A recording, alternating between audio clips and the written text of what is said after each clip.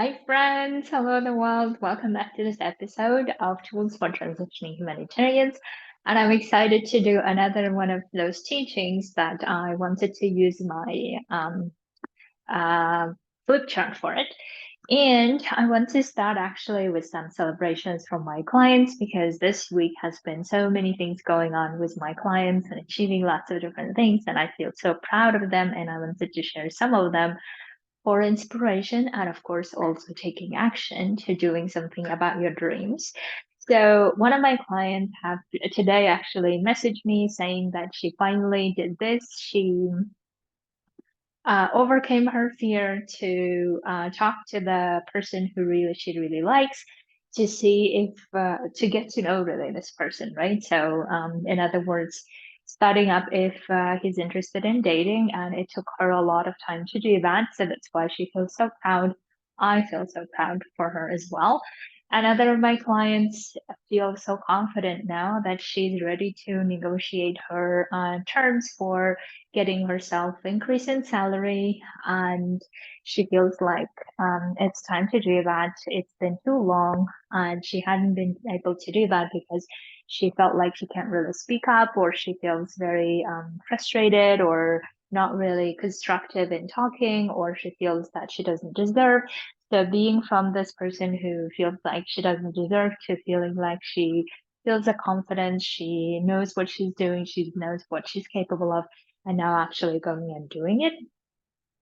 Another one of my clients have finally decided to go for investing in something big that she hadn't been um, done this for a long time. She had been thinking about it, and that's why she feels like now is the time and made the decision to do so. So that's why these are like some of the examples that I can like think about immediately now, but I promise to share more of my clients' wins so that you can see what is possible also for yourself in your setting where you are. So I wanted to talk to you about today about the cost, and in particular, when we think about cost of investing in something, cost of spending in something that we really like, or cost of transitioning, right? So whatever it is that you're thinking of going for, whatever your dream is, whatever you're desiring, whatever you're wanting, but then there's always a cost that seems to stop us from going forward for it, whatever that cost is, the tangible and intangible cost. And that's why I really wanted to give you a tool to navigate around that conversation with yourself. And of course, I invite you to do that with me as well so I can help you coach your mind around it to get to a decision. So here is what I keep hearing from my people in terms of when we think about cost. So I will give you two examples. One is from my client and another my own thinking around it, because I have also invested in, for instance, in my case, coaching a lot of money, and I want to talk about how I navigate around it. And also I want to talk to you about this client's example as well, where my clients oftentimes come to me and they say that, well, it costs a lot of money, for instance, right? So they really want to, let's say, transition to living the life they want to, but they think that it costs a lot of money because in order to sustain my family's expenses or my own expenses, it costs like this much.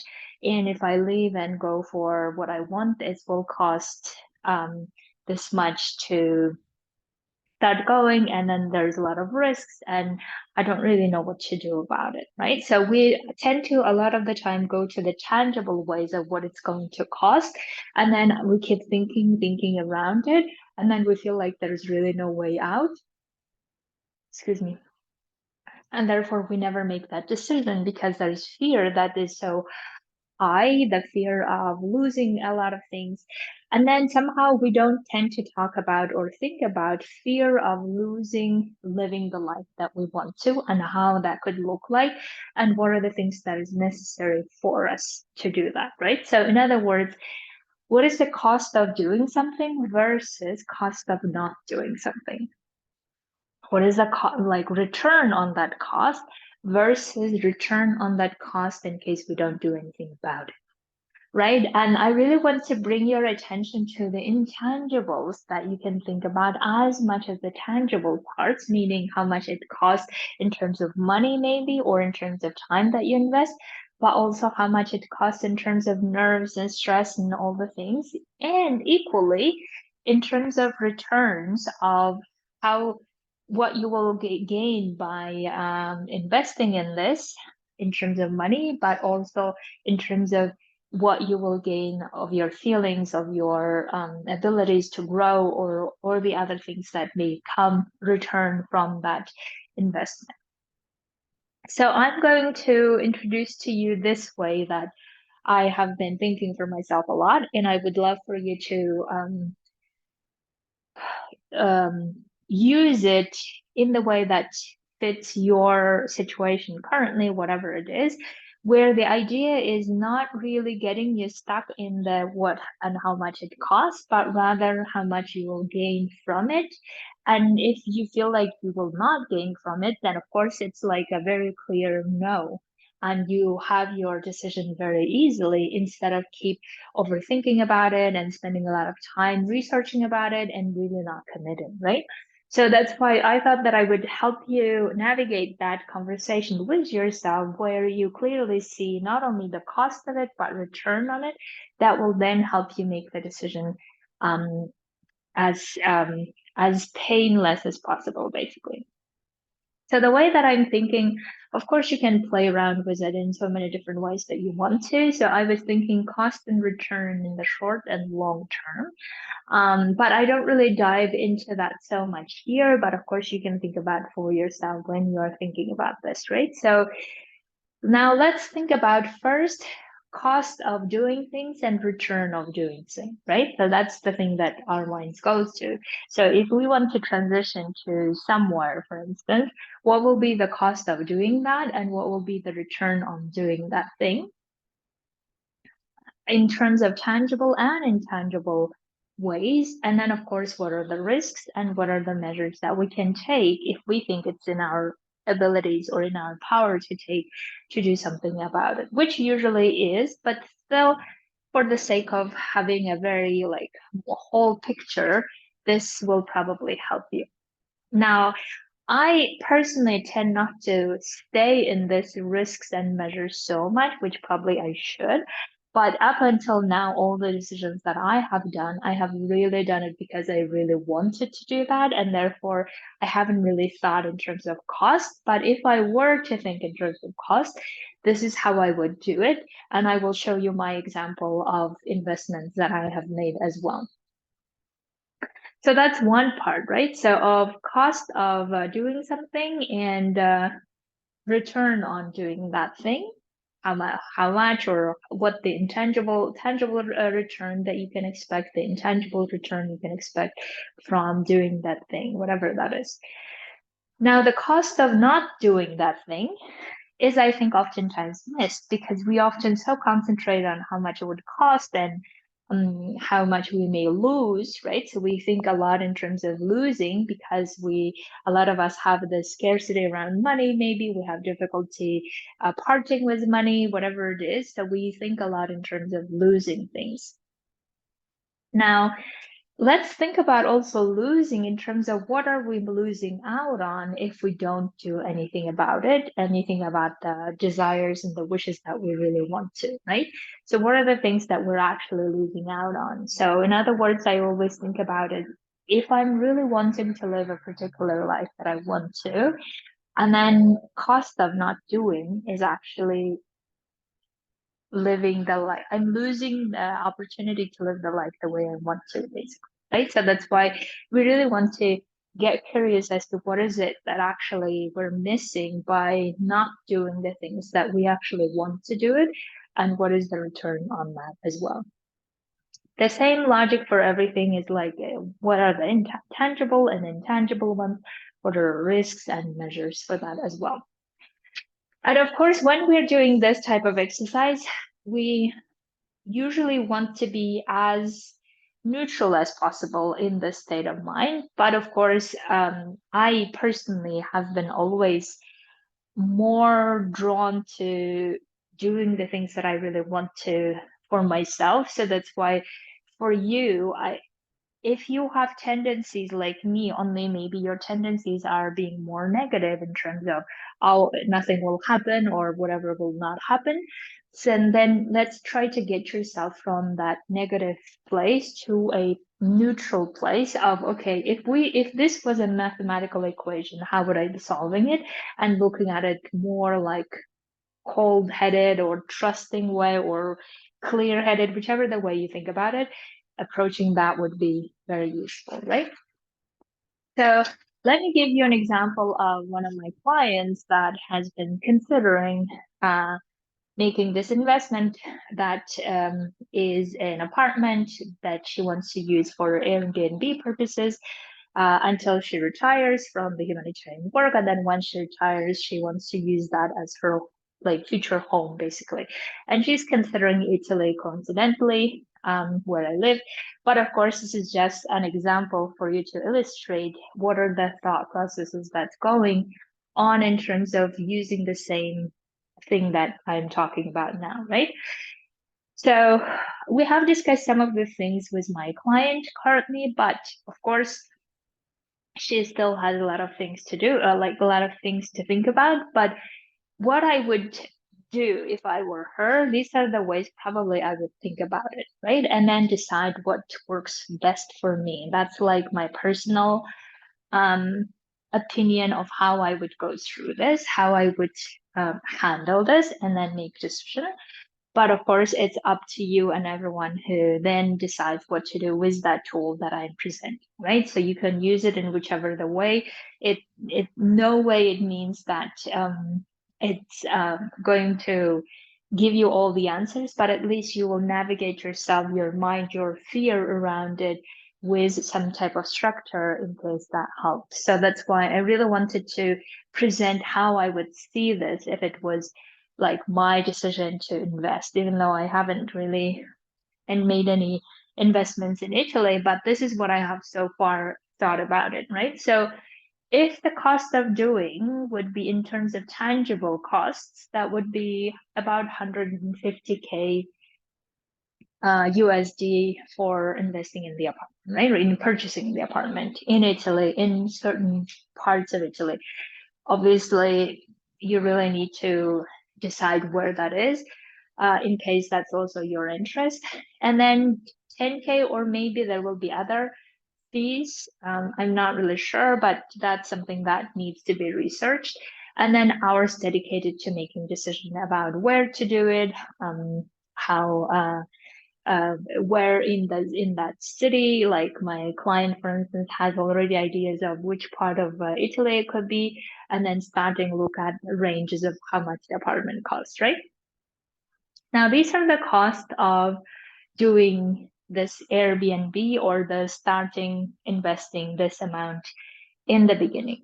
Now, the intangible cost of going through this process is obviously a lot of emotional ones, right? So emotional ones of facing our fears, fears of scarcity or fears of parting with money, fears of insecurity, fears of taking a loan in case we take loans, fears of making decision. There might be lots of fears, right? The decision fatigue, meaning we need to do a lot of decision making. Maybe we don't really like it.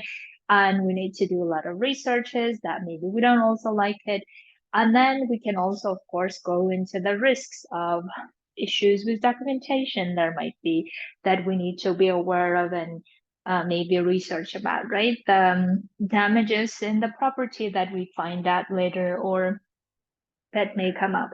People not wanting to use that apartment for Airbnb, no one is coming, for instance, right? And then thinking about what are the measures that we take in case we have these risks, for instance, changing lawyers if it's helpful, or maybe selling the apartment altogether again, and then maybe there will be certain costs incurred in that, right? So, or additional intangible costs that may come up that makes us feel so frustrated and angry.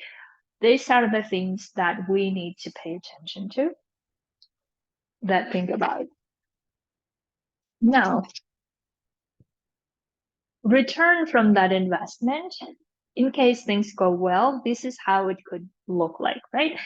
It could look like up to 19K. I just researched in Google randomly, so I have no clue, but this is what they said in terms of in Italy how the Airbnb occupancy is, which is, I heard, up to 89% occupancy rate. And in some places, you can get to 19K, up to 19K per year, in others, 38K per year from Airbnb.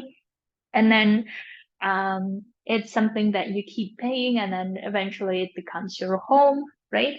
And then it's an asset basically that currently keeps generating something that also incurs costs, but also keep generating something. Now, in terms of intangibles, what the return is, right? So, and I think that's something that I often pay attention a lot. So we practice not only trusting, but also making decisions about it, right? So we're trusting ourselves that we're able to make such investment and also get return out of our investment. So we take that responsibility, but also we trust our decision instead of panicking or like keep thinking that how everything will fall apart. We will also overcome a lot of our fears along the process, right? We may have a lot of calm and peaceful energy knowing that there is like extra income coming that keeps paying off little by little the apartment, or just knowing the idea that we have something secured for the future in this client's example, right? And we also learn so much from this process and share it with other people. I'm sure there are lots of other humanitarians who want to know about what's going on and how to invest in all the things. And the most that I love about is that we fulfill our wish that we really want to, instead of give in to our fears that this is not possible, this is that, and keep in that trap situation. Now, let's look at cost of not doing all of this, right? Because we talked before only about the things that we like, the cost of doing thing and how and the return on doing that thing. And now let's look at cost of not doing anything about it. Now, tangible cost is obviously that we may spend that 160 or whatever the thing that we wanted to invest, we may spend on other things, or we will save. So in this case, it won't be a cost, right? We may spend hours thinking about and overthinking about it. In my client's case, that's the case. She's been thinking about it for a long time. She's been discussing it with her spouse for a long time. And the intangible parts that I don't like is that we keep reinforcing our fear that it's too risky, that it's problematic, that we will lose something. And then therefore we will keep like saying no to our dreams, saying no to what we really want to. We keep being in indecision, which is some of the things that I really hate being. And then we just keep reinforcing that it won't work this way, it won't work that way. And then we keep like researching a little bit, but then backing out because we have doubt, and then we feel like we're trapped. And we really don't grow in the process of trusting ourselves and our ability to make money, or overcome those risks, or overcome those fears to do something about it. And therefore, we won't make a decision, and therefore, we keep worrying about what else we could do, how else we could do, and keep thinking about and thinking about to a point where we feel like we don't want to think about it anymore. Does that sound like something that you can relate to? So this is the cost of not doing it, right? The alternative of not doing it. Now, there might be also, don't get me wrong, there might be also different alternatives for not doing it, meaning that no, I will just keep that money, I will keep growing that money, not grow like maybe not growing in the sense, because here I'm talking about investment in anything. So you could easily also think about how can I invest it in something else, right? But if you're deciding not to invest in anything, but just keep the money as it is and keep it in the bank account, there will be interest incurred probably on that money. And you can, of course, also buy it in the future, right? When the time is there. In that case, then decide also not to invest anymore. That's also a good decision to have, rather than, oh, what would be like to invest in something and then keep being an indecision. So that's something that you can always think about of, okay, I don't want to invest. I want to keep my money in the bank, right? But also I decided not to invest anymore. That's also a decision that's beautiful that you get to have, instead of feeling like, oh, I should invest, but I don't know how, and being in this space. Now, let me talk to you about my personal experience of how I have invested in coaching. That's like up until I think up until now, even one of the biggest investments I've made.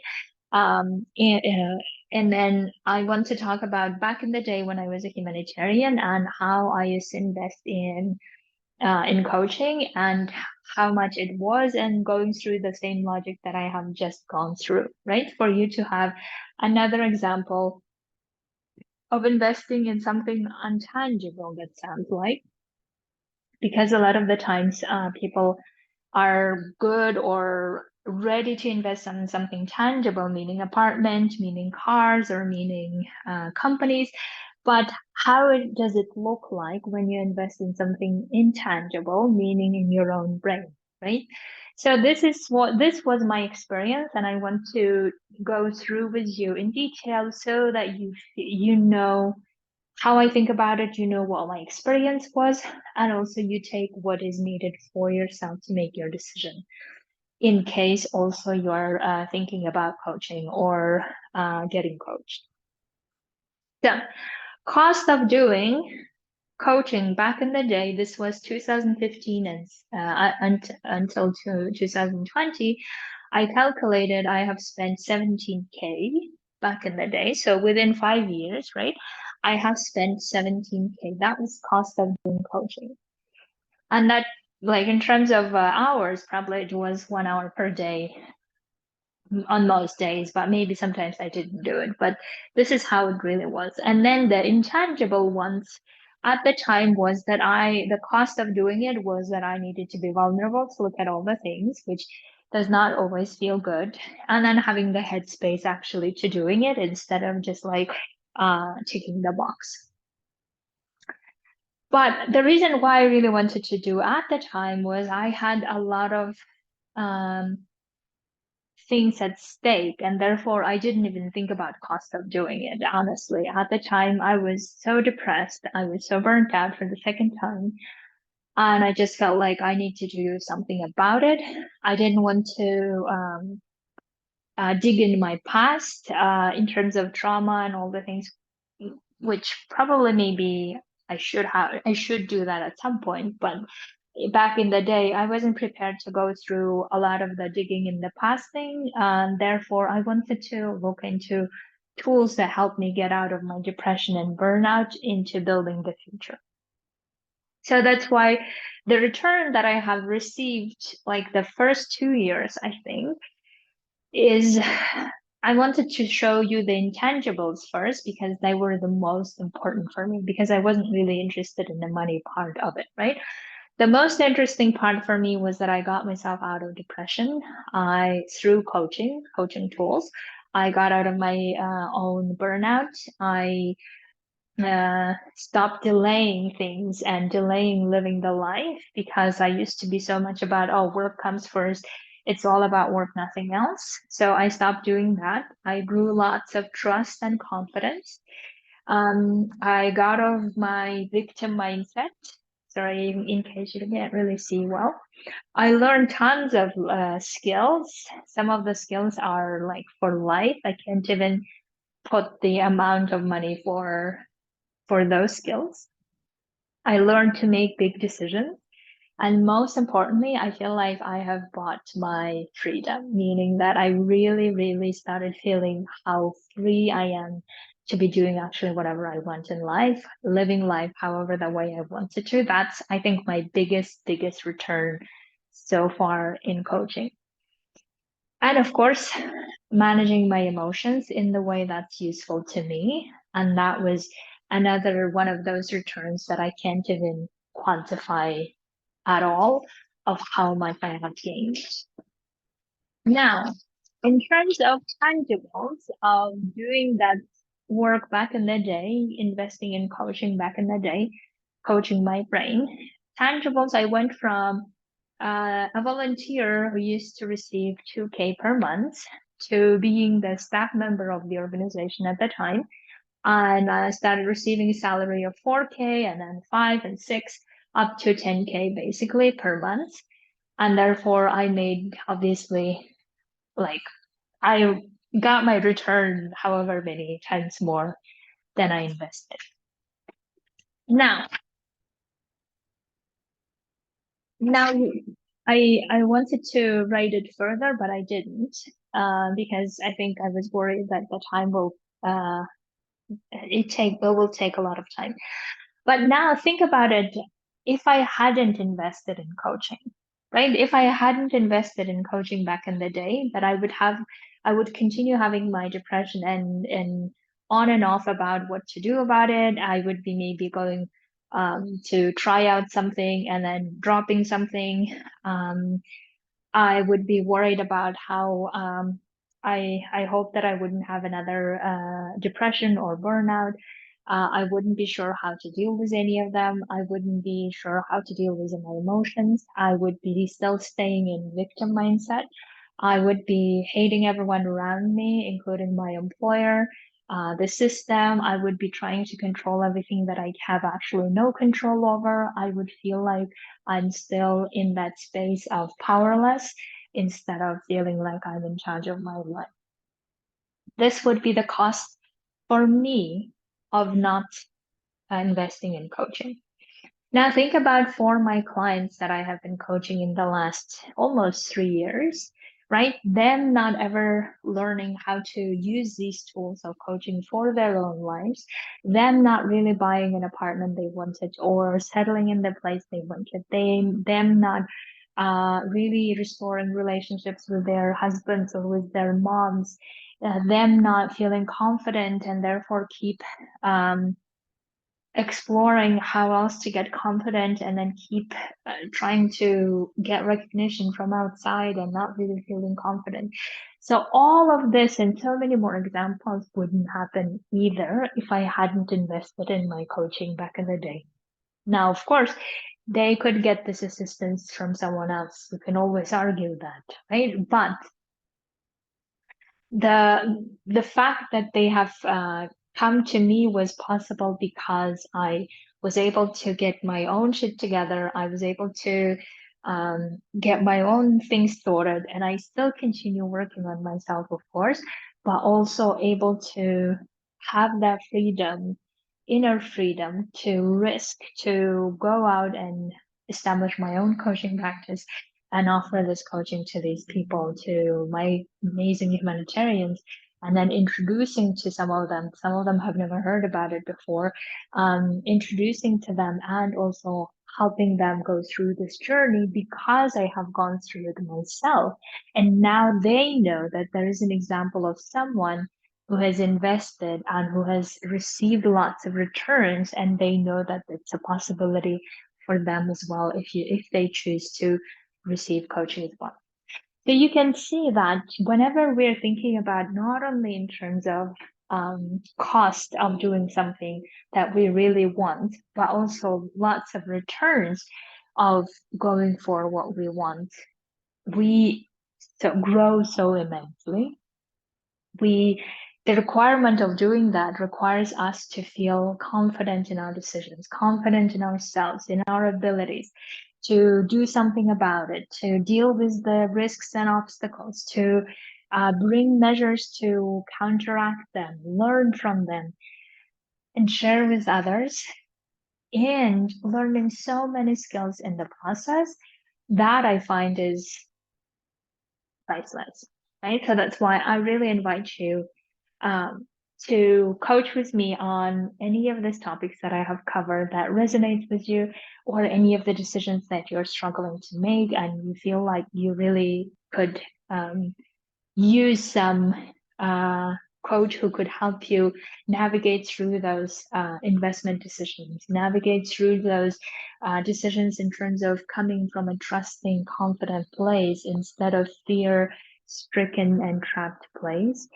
That's what I coach about. So I would love to get you on board and start coaching. So come over, send me a message. I'm here for you. Have an amazing week, everyone. I was honored and it was my pleasure to talk to you. And I will be speaking to you very soon.